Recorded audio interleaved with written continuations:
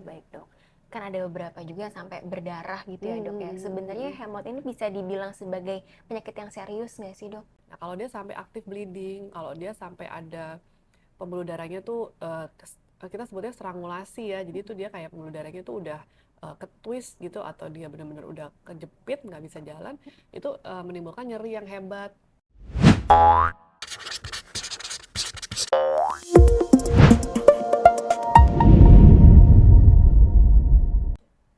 Halo sahabat Brawijaya, selamat datang kembali di Hey Dok Podcast Brawijaya. Podcast kesehatan yang akan membantu kita semua memahami lebih dalam berbagai isu medis yang penting untuk diketahui. Pernah nggak sih sahabat Brawijaya merasa nggak nyaman saat duduk terlalu lama? Atau mungkin mengalami nyeri, gatal, atau bahkan pendarahan saat buang air besar? Jika iya, bisa jadi itu adalah tanda-tanda hemoroid atau yang lebih dikenal sebagai wasir. Nah, di episode kali ini, kita akan membahas topik yang sering dianggap tabu, tapi penting untuk diketahui, yaitu duduk nyaman tanpa hemoroid, tips dan trik dari ahli. Kita akan mengupas tuntas tentang apa itu hemoroid dan apa penyebabnya, faktor resiko yang memperburuk kondisi ini, bagaimana cara mencegah hemoroid dengan gaya hidup sehat, dan tentu saja berbagai solusi medis maupun alami untuk mengatasi hemoroid. Jadi, buat sahabat Brawijaya yang sering bekerja di depan layar, banyak duduk, atau ingin tahu bagaimana cara mencegah hemoroid, pastikan untuk tetap menyimak podcast ini sampai selesai. Bersama saya Dr. Putih, dan narasumber kita hari ini, Dr. Rika Lesmana, spesialis bedah, seorang ahli yang akan membantu kita memahami lebih dalam tentang hemoroid dan bagaimana mengatasinya. Yuk, langsung aja kita mulai. Hey Dok Rika, selamat siang Selamat siang, dokter. hey Dok Putih, apa Baik kabar? dokter, dokter bagaimana dok? Sehat dok? Sehat, Sehat, alhamdulillah. alhamdulillah. Terima kasih banyak sudah meluangkan waktunya ya dok. Terima kasih udah Iya, diundang. untuk ngobrol hari ini bersama sahabat Brawijaya di rumah. Hari Mm-mm. ini jadi kita mau bahas tentang hemoroid nih dok. Oke. Mungkin itu bukan sesuatu hal yang jarang lagi ya dok. Mungkin sahabat Mm-mm. Brawijaya di rumah udah tahu bahkan ngalamin sendiri nih dok tentang Mm-mm. hemoroid atau yang dikenal sebagai wasir. Betul. Sebenarnya kalau dari lingkup medis sendiri, apa sih dok hemoroid itu? Sebenarnya hemoroid itu memang normal ada ya di Hmm. semua orang. Jadi hemoroid itu sebenarnya tuh kita istilah bahasa Inggris itu namanya pile. Jadi kayak ada tonjolan yang memang isinya pembuluh darah dan posisinya itu ada em, di anal kanal. Jadi memang persis ada di anus, agak dalam gitu ya, bukan di luar, di dalam.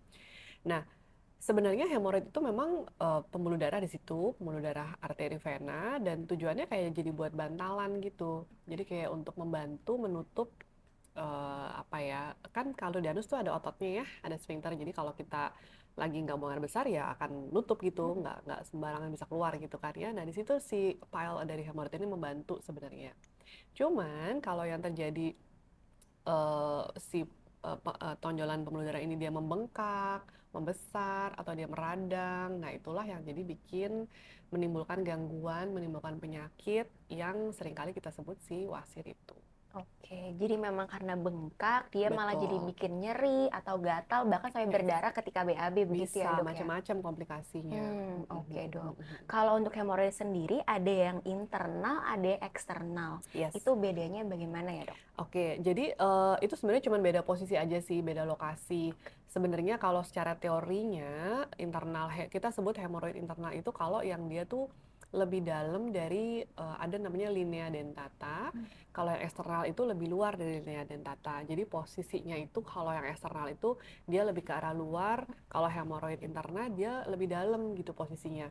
Linea dentata itu sendiri kurang lebih ya itu sekitar 2 cm dari anus posisinya. Oke. Jadi ya simpelnya kalau misalnya kira-kira dia dari anus itu masih nggak lebih dalam dari 2 cm kita sebutnya eksternal. Tapi kalau dia udah lebih dalam dari 2 cm dari anus kita masuknya udah hemoroid internal. Oke. Kalau untuk dari gangguan yang dirasakan dari mungkin sahabat Brawijaya di rumah, kalau mengalami hemoroid itu kan tadi terbagi dua ya dok ya. Ada perbedaan signifikan nggak sih dok untuk membedakan gejala yang dirasakan gitu? Eh, kalau untuk peradangan relatif mirip lah ya. Kalau radang kan dia nyeri, merah, bengkak, panas kadang-kadang atau dia berdarah. Tapi ada satu hal kalau hemoroid yang eksterna karena dia posisinya di luar, maka dia akan selalu ada di luar. Jadi kan ada tuh orang-orang yang suka bilang Kalau BAB dia keluar nih, nanti kalau udah dia masuk lagi, atau misalnya saya bisa dorong pakai tangan nih supaya dia masuk lagi. Nah itu kemungkinan besar yang interna.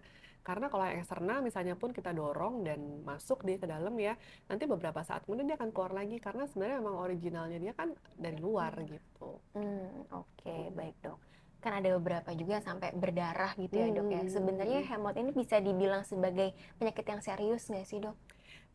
Hemoroid sebenarnya cukup cukup umum ya. Masalah serius atau nggak seriusnya tentu saja kan tergantung seberapa berat nih apa hemoroidnya. Kalau dia menimbulkan komplikasi, misalnya ada bengkak yang terlalu besar sampai dia membuat nyeri, terus habis itu ada bleeding, kan dalamnya isinya pembuluh darah ya, ada vena, ada arteri. Jadi kalau sampai dia luka gitu tuh biasanya berdarahnya cukup banyak tuh, maksudnya jadi bleedingnya tuh cukup aktif gitu.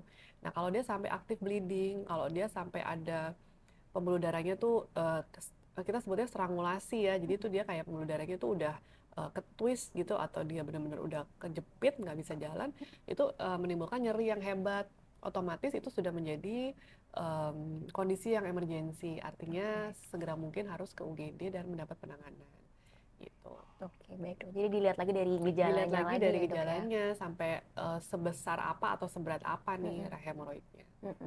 Jadi kalau memang sudah pendarahannya sangat profuse, sangat banyak gitu dok ya, Mm-mm. jadi lebih baik memang harus Yes, ke IGD harus, ya dok ya. harus. Oke, baik dokter. Kalau misalnya nih dok, kalau hemorroid kan tadi berarti umum banget ya dok. Mm-mm. Berarti emang sering ditemui ya dok ya? Sering, Kalau sering, misalnya. sering.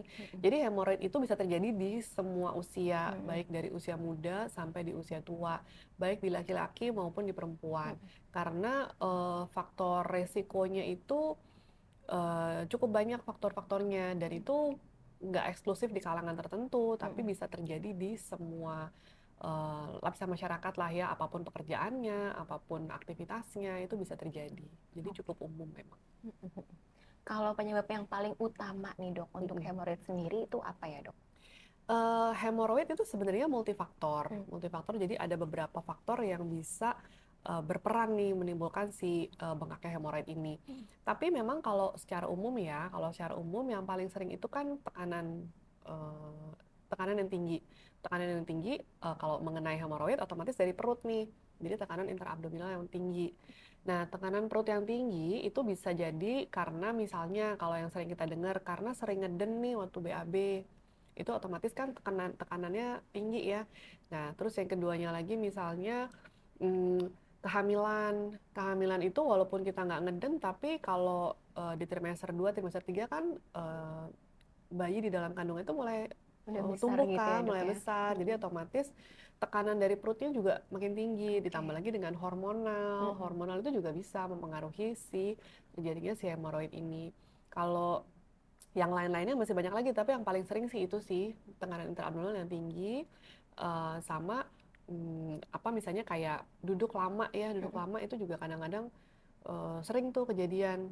Tekanan abdominal tinggi itu nggak selalu berhubungan sama buang air besar ya. Tekanan abdominal tinggi itu misalnya kayak kalau kita ngangkat barang berat, dorong-dorong atau kita sering narik. Kalau kita sering dorong dan narik itu kan secara nggak sadar tuh tekanan perut Meningkat tuh juga tinggi. ya? Terus sama batuk, batuk-batuk yang sering, yang lama, apa lagi ya, pokoknya apapun aktivitas yang menimbulkan si perut itu tekanannya meningkat gitu. Nah itu bisa menimbulkan si hemoroid. Jadi nggak cuman karena konstipasi gitu dok ya? Yes, paling sering yang terjadi kalau di kalangan anak-anak muda, orang konstipasi memang iya. Tapi sebenarnya di luar dari konstipasi masih banyak hal lagi yang lain. Oke, baik dok. Kalau dari gaya hidup dok, selain Mm-mm. tadi dari duduk yang mungkin lama, sama mungkin konstipasi, Mm-mm. yang paling sering bikin hemorroid itu apa lagi sih dok? Ya, itu gaya hidup tuh penting banget ya. Maksudnya gini, hemoroid itu sangat-sangat berkaitan dengan gaya hidup, dengan lifestyle ini. Misalnya nih, eh kurang air putihnya kurang misalnya untuk konsumsi air putih dalam sehari itu sedikit karena mungkin nggak sempet gitu-gitu ya. Jadi otomatis kan em, hidrasi dari si di dalam usus itu kan kurang. Jadi nanti kotoran atau fesesnya itu konsistensinya akan lebih keras. Nah, keras dia menggesek, otomatis jadi keluarnya aja udah susah, terus kan ngegesek, itu jadi resiko. Yang kedua, kurang olahraga. Mungkin tadi ya, karena tuntutan kerjaan, jadi kadang-kadang sering duduk di belakang komputer gitu ya, duduk lama gitu, terus pulang kayaknya udah capek, istirahat. Jadi tuh aktivitas fisiknya nggak kurang misalnya, itu juga bisa mempengaruhi peristaltik ususnya jadi nggak bagus, jadi otomatis stasis, jadi kotoran itu nggak lancar gitu dia keluarnya. Terus banyak hal lagi nextnya, misalnya kayak merokok gitu-gitu, itu juga menjadi salah satu faktor resiko karena merokok berkaitan sama penyakit atau kelainan dari pembuluh darah gitu ya. Jadi banyak lagi obesity berpengaruh. Kenapa obesity berpengaruh? Karena balik lagi ke tekanan intraabdomen kan. Jadi kalau misalnya berat badan kita berlebih, tekanan perut misalnya besar perutnya, otomatis tekanan jadi meningkat, faktor resiko lagi untuk hemoroid. Oke, jadi emang banyak banget ya dok ya faktor resikonya Banyak ya. banget dan Iya. sangat berkaitan sama gaya hidup ya, sama lifestyle. Oke, berarti kalau misalnya dari duduk lama itu berarti Hmm. karena jadi bikin lama gerak ususnya ya dok ya, duduk lama itu ya. eh Gerakan usus lebih lambat iya, tapi gravitasi juga. Oke. Karena sebenarnya hemoroid itu sebenarnya varises juga mirip ya istilahnya dengan varises. Cuman kadang-kadang orang kalau mikir varises itu di kaki kan. Iya, Sebenarnya betul. ini ya mirip lah, tapi dia kejadiannya adanya di anus atau di sekitar anus lah. Nah, kalau kita duduk lama, sama seperti kalau orang varises dia berdiri lama atau dia pakai high heel misalnya kan. Nah, ini kita kalau duduk lama otomatis gravitasi itu jadinya ada di bokong. Jadi sirkulasi darah atau misalnya ada pembuluh darah vena yang kurang bagus aja. Jadi sirkulasinya jadi nggak lancar tuh, otomatis jadi resiko dia pembuluh darah vena yang di area anus itu membengkak. Oke. Sempetin untuk ganti posisi deh. Jadi misalnya kalau kita emang kerjanya harus di ngetik gitu ya di belakang meja, ya apa boleh buat kan harus duduk dong kan, nggak mungkin juga ngetik sambil berdiri gitu ya. Jadi sambil duduk boleh, tapi jangan lupa waktu. Jadi misalnya kayak setiap setengah jam, setiap 1 jam, sempetin berdiri dulu sebentar, bareng ya paling 2 menit, 3 menit gitu ya untuk jalan sekitaran itu, duduk lagi boleh. Oke. Nanti inget-inget lagi, makanya kalau kayak kita naik pesawat, penerbangan tinggi gitu, penerbangan jangka panjang misalnya gitu ya, itu kan selalu disarankan untuk sesekali baru bangun deh berdiri gitu, sekedar jalan di di lorong pesawat, di Lorongnya ya. aisle gitu ya. Jadi itu pentingnya mobilisasi supaya nggak satu posisi ketekan dalam waktu yang lama. Sekalian stretching juga ya dok ya berarti Stretching ya. pasti. Oke. Kalau dari genetik dok Mm-mm. sebenarnya berpengaruh nggak sih dok ke hemoroid dok? Oke, kalau ini juga sering ditanyain ya mengenai genetik nih, orang tua saya dulu punya ambeien nih, jadi kayaknya memang saya keturunan deh gitu ya, itu sering ditanyain. Sebenarnya kalau secara langsung itu nggak nggak gini. Jadi hemoroid bukan sesuatu yang diturunkan Oke. gitu ya. Tetapi genetik itu berperan dalam kondisi pembuluh darah, dalam kondisi vena. Jadi misalnya kondisi vena yang apa namanya cenderung untuk varicose vein itu, varises itu itu genetik, ada berperan di genetik. Jadi kalau misalnya dia udah punya riwayat nih, misalnya di keluarganya ada riwayat dengan varises misalnya ya, nggak harus hemoroid lah, dengan varises atau mungkin dengan hemoroid, bukan berarti dia pasti akan kena hemoroid nih, tapi karena pembuluh darahnya udah ada resiko terjadi hemoroid, jadi dia harus lebih ekstra perhatian lagi nih untuk makan sayur, makan buah, gitu-gitu, mencegah deh jangan sampai terjadi hemoroid. Jadi kalau secara langsung ambeien itu diturunkan, sebenarnya enggak, tetapi genetiknya lebih berpengaruh ke kualitas atau ke kondisi pembuluh darahnya. Oke. Jadi kalau udah ada keturunan jadi kayak lebih punya bakatnya gitu ya dok Yes, ya. tinggal Oke. tinggal nunggu beberapa faktor-faktor yang lainnya nih jadi nih. Mm-mm. Jadi makanya Oke. harus benar-benar diperhatikan. Oke, baik dok. Kalau untuk kebiasaan buang air besar sendiri dok, sebenarnya ada nggak sih dok yang bisa mencegah untuk jadi hemoroid atau malah kebiasaan yang salah bikin Hmm, hemoroid ini terjadi ya gitu? betul. Jadi yang pertama kalau sering keras BAB-nya Mm-mm. kan, udah jelas kalau konstipasi atau keras itu pertama refleks kita pasti ngeden, Ya. ngeden, ngeden gitu. Terus yang kedua ngegesek tuh luka. Mm-mm. Jadi sering kali bikin luka. Luka itu kalau sekarang kita luka kan besok nggak hilang, lukanya masih ada. Luka Ya. akan butuh beberapa hari kan untuk sembuh. Nah, besokannya kegesek lagi nih, BAB-nya keras lagi, atau misalnya 2-3 hari kegesek keras lagi. Jadi kayak luka yang kronis gitu ya, otomatis jadi itu bikin radang dan bengkaknya jadi lama gitu, nggak sembuh-sembuh Oke. atau makin berat. Hmm. Terus yang kedua, seringkali kan kita tuh kepingin BAB itu pagi. Jadi setiap pagi tuh nongkrong ya istilahnya ya, jadi tungguin aja gitu di toilet. Itu sebenarnya juga nggak direkomend. Oke. Jadi nggak disarankan untuk duduk lama di toilet, Mm-mm. itu nggak disarankan. Hmm, idealnya kalau mau BAB itu, kalau memang berasa mau BAB, baru ke Oke. toilet. Nah, cuman kan kadang resikonya, nanti kalau berasanya di kantor gimana gitu misalnya, Mm-mm. atau misalnya kita lagi naik kendaraan umum, atau baru Mm-mm. mau berasa gitu ya. Iya. Memang itu hal yang nggak nyaman, tapi itu hal yang lebih sehat sih kalau dari segi medis ya, Mm-mm. daripada kita maksain banget harus pagi-pagi di rumah, duduk lama sambil apa main-main handphone misalnya, Iya. terus habis itu ditunggu-tungguin gitu-gitu, itu nggak direkomendasikan sebenarnya, tidak Karena malah disarankan. tadi gravitasinya lagi Yes, ya dok ya. gravitasi, dan kadang-kadang Mm-mm. secara di alam bawah sadar tuh kita tuh ngeden-ngeden Oke. gitu. Walaupun kita merasa kayak enggak, saya nggak ngeden-ngeden sih gitu kan. Mm-mm. Tapi kan Mm-mm. misalnya kita kayak mengusahakan gitu biar cepet-cepet keluar Iya. gitu. Jadi gravitasi dan tekanan lagi ya dok di Ya, jadi perut ya. kebiasaan yang salah itu pertama Mm-mm. nunggu di toilet lama Mm-mm. gitu ya. Eh, apa namanya? Karena merasa harus harus BAB pagi-pagi Oke. gitu. Terus yang kedua ya tadi itu berkaitan sama BAB yang keras. Jadi otomatis air putih harus banyak, serat itu dari buah, dari sayur Mm-mm. misalnya gitu ya. Terus olahraga, Oke. aktivitas gitu supaya kita menjaga supaya BAB-nya tuh lancar lah, Mm-mm. konsistensinya bagus dan normal. Oke, baik dok. Kalau untuk konsumsi air dan juga serat tuh yang Hmm. direkomendasikan kira-kira sehari tuh seberapa sih dok? Oke, nggak usah terlalu banyak Mm-mm. apalan, nanti kan bingung ya kalau misalkan Iya. harus sayur sekian gram gitu ya. Pokoknya intinya gini deh, kalau air mungkin udah sering dengar minimal kan 2 liter sehari Mm-mm. air putih.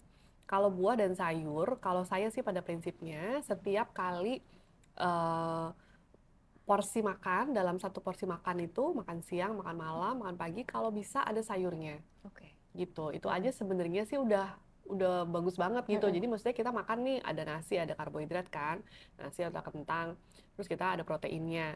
Nah kadang-kadang kita tuh lupa nggak ada sayurnya. Iya. Nah paling nggak di setiap porsi makan kita ada sayurnya, di makan siang dan makan malam ada sayurnya. Buat saya itu udah satu nilai plus. Mm-mm. Nah nanti buah itu sebagai selingan. Mm. Jadi misalnya ya boleh aja sih misalnya selesai makan, terus kalau ada pencuci mulut buah gitu. Cuman kadang-kadang kan kalau kita lagi di aktivitas di kantor atau di kerjaan, kadang-kadang kan nggak sempet untuk benar-benar menu lengkap gitu ya, Iya. paling nggak selingan di buahnya. Jadi untuk snacknya misalnya selingan di sore-sore makan buah, atau paginya sarapannya ada buahnya gitu. Dan tiap hari ada konsumsi buah sama harus sayur. harus tiap hari harus Mm-mm. ada buah dan sayurnya. Oke, baik dok. Ini agak track back sedikit Hmm, nih dok untuk yang duduknya. Tadi hmm, kan memang harus ada mungkin setiap setengah jam berdiri gitu ya. ya dok ya. Kalau dari posisi duduk sendiri nih dok, Hmm. sebenarnya ada nggak sih dok yang direkomendasikan untuk menurunkan kejadian hemoroid gitu? Sebenarnya sih enggak sih ya, Mm-mm. enggak sih, posisi duduk ya bebas-bebas aja. Mm-mm. Kadang-kadang ada orang yang mau ditambahin lagi bantalnya nih biar lebih Iya. empuk gitu ya, Mm-mm. boleh-boleh aja. Ya memang kalau misalnya kursinya atau alat duduknya lebih keras, otomatis kan mungkin tekanannya jadinya lebih nggak nyaman gitu Iya. ya buat buat apa yang duduk di situ. Tapi Mm-mm. tapi pada prinsipnya sih itu tidak tidak signifikan lah kalau Mm-mm. untuk hemoroid. Pokoknya intinya lebih lebih signifikan untuk beda ganti-ganti posisi aja sih Mm-mm. supaya aliran darah itu lebih lancar. Oke, jadi nggak statis, nggak diem gitu Yes, ya dok si darahnya ya dok ya. benar-benar. Oke, kalau untuk olahraga sendiri nih, dok, tadi kan juga disarankan ya untuk mencegah hemoroid. Itu perannya bagaimana sih dok? Oke, peran olahraga sebenarnya lebih ke arah balik lagi kelancaran buang air besar. Oke. Jadi untuk kesehatan usus sih lebih tepatnya. Hmm. Jadi si olahraga itu nggak cuman untuk hemoroid aja, tapi Hmm. olahraga itu kan untuk secara umum ya, Iya. secara umum. Nah, kita spesifik nih ngomongin si hemoroid, jadi kita bahasnya ke usus. Olahraga dengan usus itu sangat-sangat memberikan efek bagus, yaitu pergerakan usus jadi lancar. Pergerakan usus jadi lancar, otomatis jadi nggak ngendap nggak lama gitu. Mm-mm. Pergerakan makanan isi dari usus itu nggak stasis dan lancar. Jadi makan terus masuk ke lambung, masuk ke usus halus, masuk ke usus besar, itu semua dalam kondisi yang ya lancar gitu karena gerakannya banyak. Nah, kalau misalnya dalam kondisi yang lancar, otomatis jadinya tidak memberikan banyak waktu untuk kuman-kuman patogen itu berkembang biak, misalnya gitu ya. Terus kalau di usus besar, jangan lupa usus besar itu fungsinya dia penyerapan cairan. Jadi pada saat kita makan kan makanan dalam bentuk bentuk makanan nih, dalam bentuk nasi, dalam bentuk ayam gitu-gitu kan ya. Nah di lambung itu kan dia kan dicerna. Nah pada saat dia di usus halus itu dalam kondisi cair. Jadi dia masuk tuh dalam kondisi cair, makanya nanti nutrisi itu diserap, diserap, diserap. Nah pada saat dia masuk ke usus besar itu fungsinya menyerap cairan supaya dia dalam pada saat kita BAB itu sudah dalam kondisi padat. Nah, kalau di usus besar dia penyerapan cairannya lama, misalnya nih makanan jadinya kotoran jadi tertumpuk lama di usus besar. Penyerapan cairan kan jalan terus.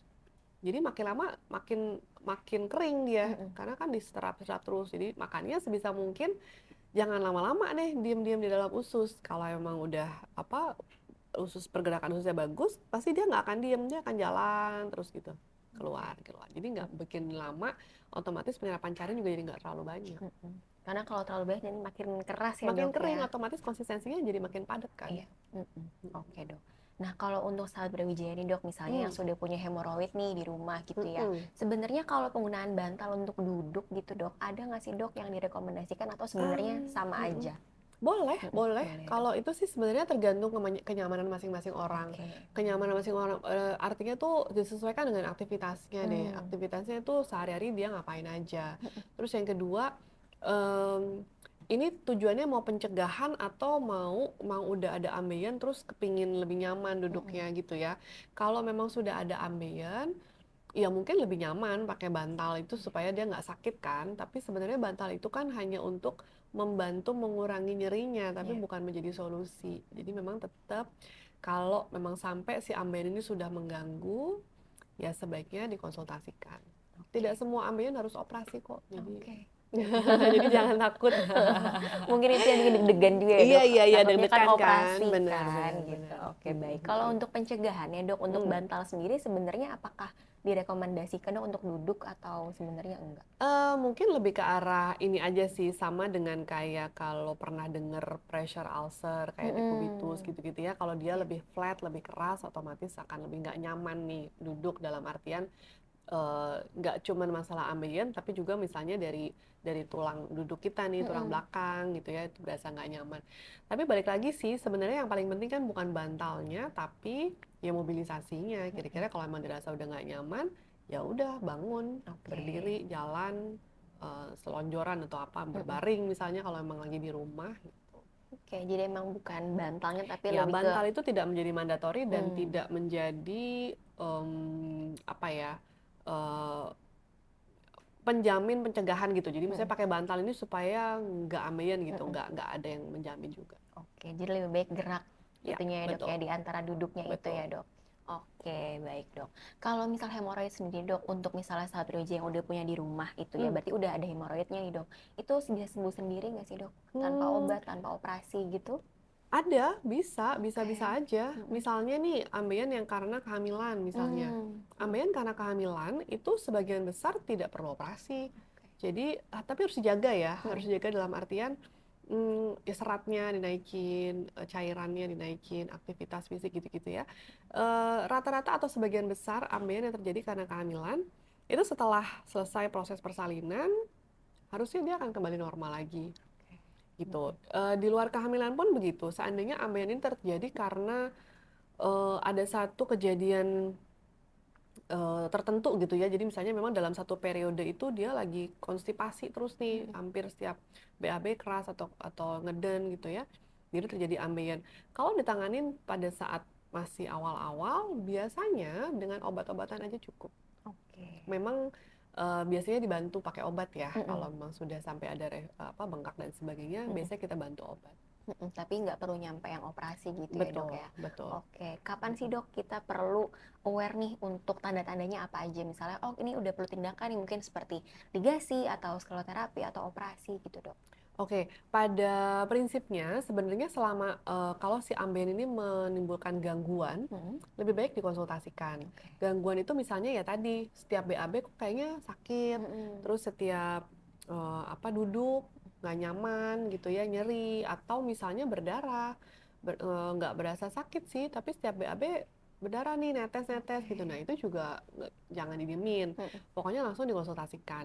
Nah, dan nanti setelah dikonsultasikan, dokter pasti akan memeriksa ini kira-kira ini eh, problemnya di mana nih? Apakah memang karena si hemoroid yang bengkak, atau jangan-jangan sebenarnya hemoroidnya nggak terlalu bengkak sih, tapi ada luka nih. Kan ada luka di anus, misalnya karena fesesnya keras gitu Mm-mm. ya. Luka di anus itu juga bikin nyeri kan, Mm-mm. gejala yang sama nih, berdarah, nyeri juga, duduk nggak nyaman, itu juga sama.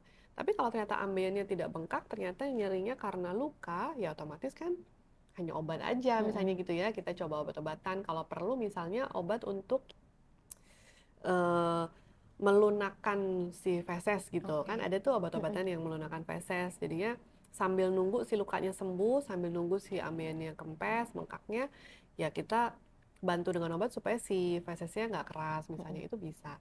Nah, nanti kalau misalnya memang dengan obat-obatan tidak efektif, Mm-mm. atau misalnya memang datang itu sudah dengan ambeien yang misalnya sudah grade 3, grade 4, yaitu otomatis sudah menjadi indikasi untuk tindakan. Oke. Gitu. Baik, Dok. Kalau misalnya dok setelah pengobatan atau setelah tindakan misalnya Mm-mm. sempat membaik kan dok ya, Ya, itu bisa kambuh lagi nggak sih dok? bisa dong, Bisa bisa banget ya. banget. Jadi setelah operasi pun Mm-mm. bukan berarti dijamin tidak akan muncul lagi Mm-mm. ambeiennya. Mm-mm. Karena hemoroid itu balik lagi tadi kan pembuluh darah ya, Iya. pembuluh darah yang memang ada gitu, dan apa, arteri vena itu kan memang normal gitu ya, ada di situ. Jadi kalau kita angkat satu ambeien misalnya ya, terus kita operasi, masih ada pembuluh darah di tempat lain Iya. yang memungkinkan untuk dia bengkak juga di kemudian harinya. Mm-mm. Jadi tetap lifestyle-nya lagi balik. Oke, jadi mencegahnya emang tadi ke Betul. gaya hidup lagi Ketahui ya dok faktor ya. resikonya Mm. dan menjaga gaya hidup. Oke, oke, baik dokter. Kalau misalnya udah punya hemoroid nih dok, Mm-mm. misalnya pas lagi pengobatan atau sebelum operasi gitu dok, apa sih dok kiat-kiat untuk mencegah jangan semakin parah gitu, nggak naik grade-nya si hemoroid ini? Pertama, kalau bisa kita cari dulu faktor resikonya apa. Oke. Karena setiap orang beda-beda nih. Hmm. Yang satu hemoroidnya karena BAB-nya sering keras. Kalau yang satu hemoroidnya karena misalnya dia memang kurang minum air putih gitu Hmm. misalnya ya. Hmm. Faktor resikonya apa sih kira-kira? Kalau BAB sering keras, kalau bisa digali lagi nih, kenapa nih? Kenapa sih BAB saya kok keras gitu ya? Apakah memang air minum saya kurang? Ya. Apakah serat saya kurang? Misalnya saya kurang buah dan sayur nggak Hmm. sih? Atau misalnya memang ada eh, faktor-faktor lain. Jadi ada faktor anatomi misalnya, ada namanya redundant dari usus. Jadi Hmm. usus besarnya tuh panjang, lebih panjang dari normal. Oke. Jadi otomatis dia tuh masa si feses di dalam usus besar itu kan lebih lama karena kan lebih panjang dari yang normal. Jadi penyerapan air lebih banyak misalnya. Saya tuh udah makan buah, udah makan sayur, air putih juga udah banyak Hmm. gitu ya, tapi kok saya konstipasi terus nih. Biasanya nanti akan dikonsultasikan lagi, Hmm. cari tahu penyebabnya sampai ketemu Hmm. gitu. Nah, begitu kita udah tahu penyebabnya, jadi kita bisa lebih preventif, kita bisa lebih tahu, oke, jadi ke depannya saya mesti ngapain nih, Oke. supaya nggak muncul lagi, atau supaya nggak tambah berat, yang ada ini nggak tambah berat. Oke. Gitu. Oke, baik dok. Memang harus tahu dulu faktor resikonya tadi Kalau apa bisa ya dok dicari ya. tahu, nanti Hmm. biasanya kalau berobat atau berkonsultasi dengan dokter, nanti Hmm. dokter akan mencoba untuk menggali, oke, kira-kira di mana nih gitu ya. Hmm. Kalau perlu misalnya sebelum kita memutuskan untuk operasi, kadang-kadang kita lakukan dulu endoskopi dulu. Oke. Kolonoskopi, endoskopi. Hmm. Jadi kita mau coba lihat dulu nih, sebenarnya ada faktor risiko lain nggak? Jangan-jangan ada peradangan di usus besarnya. Hmm. Jadi nggak cuma sekedar ambeiennya nih, Hmm. ternyata ada peradangan di usus besar, itu kan kalau dari luar nggak kelihatan. Hmm. Itu kita biasanya kombinasikan, coba deh kita endoskopi dulu misalnya. Jadi biasanya nanti kita akan cari tahu di mana nih faktor resikonya, kemana arahnya. Oke, Oke, baik dokter. gitu. Terima kasih banyak dok untuk waktunya hari Sama-sama. ini dokter. Mudah-mudahan bermanfaat. Iya, amin. Terima kasih dokter. Baik. Jadi sahabat Brawijaya, kita sudah sampai di penghujung podcast hari ini. Saat itu dimulai dari kebiasaan sehari-hari ya. Dan jangan anggap remeh kesehatan pencernaan dan kebiasaan duduk kita. Dengan langkah yang tepat, kita bisa duduk nyaman tanpa takut hemoroid. Dari obrolan hari ini bersama Dr. Rika Lesmana, spesialis bedah, kita telah belajar bahwa hemoroid adalah kondisi yang cukup umum dan sebenarnya bisa dialami sama siapa aja. Gaya hidup, pola makan, dan kebiasaan sehari-hari sangat berperan dalam mencegah serta mengatasi hemoroid. Lalu setelah itu jangan sepelekan gejala hemoroid ya, karena semakin cepat tangani akan semakin mudah juga untuk disembuhkan. Dan juga ada banyak cara mengatasi hemoroid, mulai dari perawatan alami hingga tindakan medis tergantung dari keparahannya sendiri. Kami harap informasi ini bisa membantu untuk lebih sadar akan pentingnya menjaga kesehatan pencernaan dan pola hidup sehat agar terhindar dari hemoroid. Jika sahabat Brawijaya memiliki pertanyaan lebih lanjut atau ingin konsultasi, jangan ragu untuk menghubungi tenaga medis atau fasilitas kesehatan terpercaya. Ingat, mencegah selalu lebih baik daripada mengobati. Tetap sehat, tetap aktif, dan selalu jaga pola hidup yang baik. Saya Dr. Putih dan Dr. Rika Lesmana, spesialis bedah, mohon pamit. Makin paham, makin sehat.